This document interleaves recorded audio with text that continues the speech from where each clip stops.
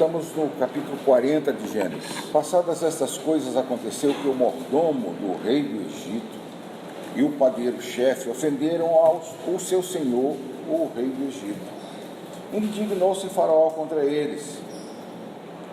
Indignou-se Faraó contra os seus dois oficiais, o copeiro-chefe e o padeiro-chefe, e mandou detê-los na casa do comandante da guarda, no cárcere, onde José estava preso. O comandante da guarda pô-los a cargo de José para que os servisse. E por algum tempo estiveram na prisão. E ambos sonharam, cada um seu sonho na mesma noite, cada sonho com a sua própria significação. O copeiro e o padeiro do rei do Egito se achavam encarcerados. Vindo José pela manhã, viu-os, e eis que estavam turbados. Então perguntou aos oficiais de Faraó, que com ele estavam no cárcere da casa do seu senhor: por que tendes hoje triste o semblante? Eles responderam: tivemos um sonho, e não há quem o possa interpretar. Disse-lhe José: porventura não pertence a Deus as interpretações? Contai-me o sonho. Então o copeiro-chefe contou o seu sonho a José e lhe disse: em meu sonho havia uma videira perante mim, e na videira 3 ramos. Ao brotar a vide, havia flores, e os seus cachos produziam uvas maduras.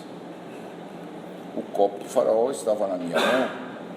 Tomei as uvas e as espremi no copo de Faraó e o dei na própria mão de Faraó. Então lhe disse José: esta é a sua interpretação. Os 3 ramos são 3 dias. Dentro ainda de 3 dias, Faraó te reabilitará e te reintegrará no teu cargo, e tu lhe darás o copo na própria mão dele, segundo o costume antigo, quando eras copeiro. Porém, lembra-te de mim, quando tudo te correr bem, e rogo-te que sejas bondoso para comigo, e faças menção de mim a Faraó, e me faças sair dessa casa. Porque de fato fui roubado da terra dos hebreus, e aqui nada fiz para que me pusesse nesta masmorra. Vendo o padeiro-chefe que a interpretação era boa, disse a José: eu também sonhei, e eis que 3 cestos de pão-alvo estavam sobre a minha cabeça, e no cesto mais alto havia de todos os manjares de Faraó, arte de padeiro, e as aves do céu os comiam do cesto da minha cabeça. Então lhe disse José: a interpretação é esta: os 3 cestos são 3 dias. Dentro ainda de 3 dias, Faraó te tirará fora a cabeça e te pendurará no madeiro, e as aves te comerão as carnes. No 3º dia, que era o aniversário do nascimento de Faraó, deu este um banquete a todos os seus servos, e no meio destes reabilitou o copeiro-chefe e condenou o padeiro-chefe. Ao copeiro-chefe reintegrou no seu cargo, no qual dava o copo na mão de Faraó. Mas ao padeiro-chefe enforcou, como José havia interpretado. O copeiro-chefe, todavia, não se lembrou de José, porém dele se esqueceu. Meus irmãos, algumas observações antes de chegar em algo que nos interesse. Repare o versículo 4. Eles foram colocados na mesma cadeia de José, e o comandante de lá, da guarda, os colocou a cargo de José para que José os servisse. Reparem bem, que antes servia Potifar, agora vai servir 2 presos. Atentem para essas nuances na vida de José. É claro que o 16 tem uma espécie de humor um pouco, versículo 16, tem um humor um pouco sutil. O padeiro-chefe, vendo que a interpretação era boa, quis para ele também. Só que o caso dele, na interpretação, não foi tão boa. E no versículo 20 tem uma curiosidade que eu acho que vale a pena você pensar sobre ela. No 3º dia, que era aniversário de nascimento de Faraó, a Bíblia só fala de 2 aniversários de nascimento: no Velho Testamento de Faraó, no Novo Testamento de Herodes. No Velho Testamento, é um padeiro que vai ser morto. No Novo Testamento, é João Batista que vai perder a cabeça. A prática de aniversário que hoje nós comemoramos tanto, que eu vejo que tem pastores que não saem do telefone enquanto não conversam com todos os aniversariantes daquele dia, ou escalonam suas visitas em função dos aniversários. Isso é coisa que nós inventamos. Isso tem o quê? 200 anos? Se muito. Era tão esparso a comemoração de aniversário que Isaías, no capítulo 6, diz: no ano da morte do rei Uzias. Você pode dizer, porque eles não tinham calendários como nós temos.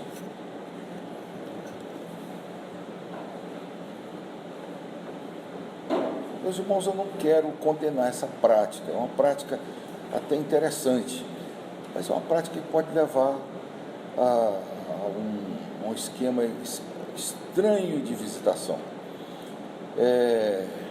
Estranho de um pastoreio esquisito, baseado nas datas de aniversário. Não sei se é porque meu pai tinha horror de horóscopo. Eu só vim comemorar meu aniversário depois que casei. Lá em casa nós não fazíamos isso. Não tem nada a ver com outro. Por exemplo, eu sei de algumas seitas por aí que não comemoram aniversário. Não sou contra comemorar o aniversário, mas é interessante que os exemplos bíblicos são negativos. Todos os dois. Continuando, o que deveria ser chamado a atenção. Repare no texto. José sonha 2 vezes e seus irmãos o vendem. Ele vai para o Egito, acaba no cárcere. No cárcere, 2 sonhos. E mais tarde nós vamos saber que ele vai para o palácio interpretar outros 2 sonhos de Faraó. Se lembram que eu disse que o texto, a história de José pode ser estruturada em cima dos sonhos? Também pode ser estruturada em cima das roupas, porque nós vamos ver que para falar com o Faraó ele teve que se barbear, trocar de roupa, e quando o Faraó o promoveu, o deu uma roupa nova. Lembrem-se de que a confusão toda com seus irmãos foi porque o pai lhe deu uma túnica. Nossa tradução diz talar, mas pode ser traduzido também por túnica colorida. Mas certamente nós não podemos deixar de prestar atenção no papel dos sonhos. Hoje é tão importante para alguns que a pessoa no sonho encontra algum modo de entender a vontade de Deus. Eu sonhei essa noite que tinha acontecido assim, assim, então devo fechar aquele negócio, então devo ir para tal lugar. Sei de pastores que usam essa técnica de saber no aconselhamento, saber com que a pessoa está sonhando. Especialmente os pastores influenciados pela psicologia. Teve uma época em que era moda entre nós, pastores presbiterianos, fazer cursos de análise freudiana. Tem alguns pastores presbiterianos que têm esse curso, exatamente para ajudar no aconselhamento. Meus irmãos, se há alguma coisa ruim para a fé cristã, é Freud. Freud diz que o homem é um animal sexual. Os sonhos de Freud sempre são interpretados à luz de uma matriz sexual. E a revelação bíblica já está fechada. Se você quiser instrução para a sua vida, para o negócio que você tem que fechar, procure aqui. A principal delas é não colocar-se em julgo desigual. Ali não é só casamento, ali se fala de negócios, obviamente de sociedades, de empréstimos, de outras coisas mais. O que está aqui não está nos sonhos. A revelação, ela cresceu. Houve um tempo em que o Senhor Deus se servia dos sonhos. Nós podemos ver no livro de Samuel, dizendo claramente que o Senhor, houve um tempo que se manifestava através dos sonhos. Depois ele começou a falar pelos profetas, que antigamente eram chamados de videntes. E depois do dos profetas. Hebreus nos diz que ele nos fala através do seu Filho. E a palavra, o seu Filho que é a palavra de Deus. E hoje seu Filho nos deixa a sua palavra escrita e inspirada. A pessoa dizer, não, mas isso aqui é apenas a palavra escrita, Jesus é outra coisa. É claro que é a palavra escrita e Jesus é outra coisa, mas essa palavra foi escrita pelo Espírito Santo que Jesus mandou. Não chego ao ponto de dizer que a Bíblia é Jesus, mas chego ao ponto de dizer que aqui é a palavra do Senhor Jesus, escrita de acordo com o seu Espírito. Não é através de sonhos que você deve aconselhar o seu rebanho. Essa é a prática do ministério. A primeira lição que eu posso dar a vocês, futuros ministros. Ah, pastor, eu estou com um sonho que repete-se toda noite. Procure saber qual o significado do sonho para você, porque quem sabe seja você mesmo sonhando com alguma coisa,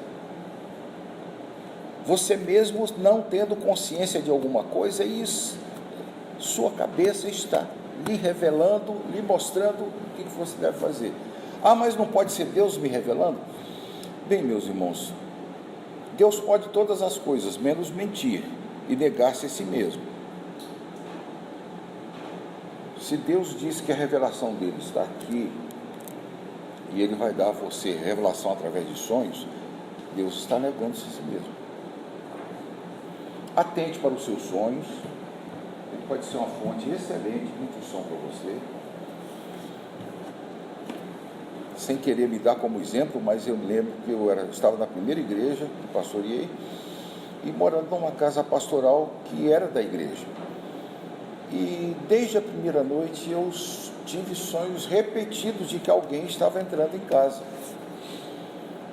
Umas 3 ou 4 vezes. Eu resolvi dar uma olhada nas janelas e descobri que uma janela era insegura. E eu já tinha percebido isso e não tinha consertado. Consertei a janela, os sonhos pararam. No meu caso, estou dizendo que sirva para você.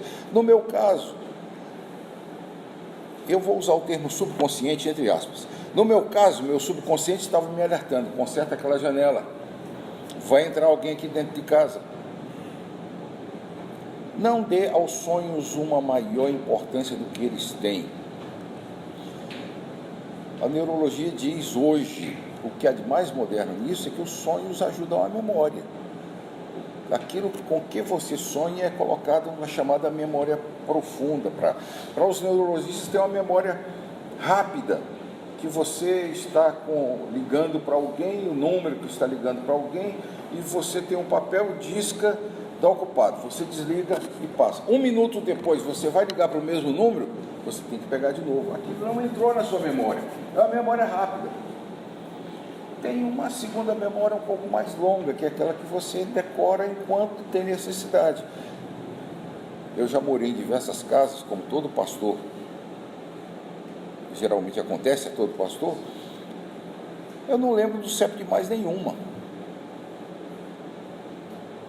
Entretanto, tenho uma memória profunda, que eu lembro de coisas que aconteceram na minha infância, lembro da minha primeira aula, lembro de coisas antigas. Esses 3 tipos de memória são fortalecidos, especialmente a última, são fortalecidos pelos sonhos. É o que diz a ciência.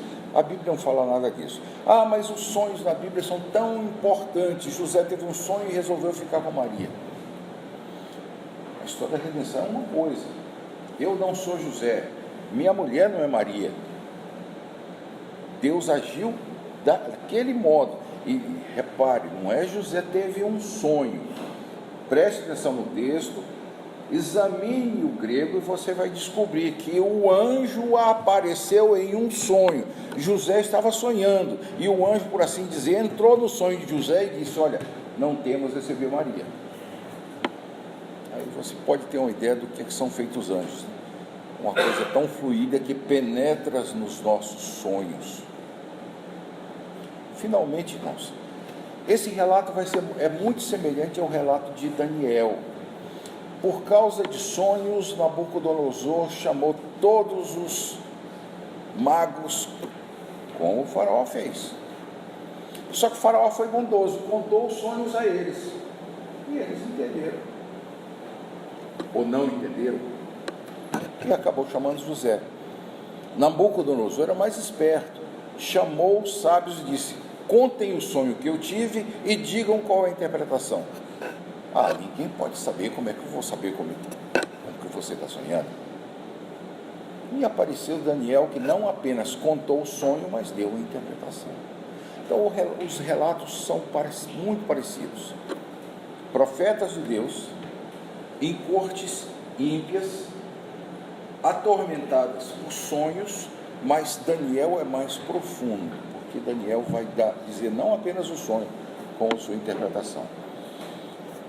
O capítulo 40 nos prepara para entender como é que José acabou sendo o homem forte do Egito. Se Deus quiser, veremos amanhã.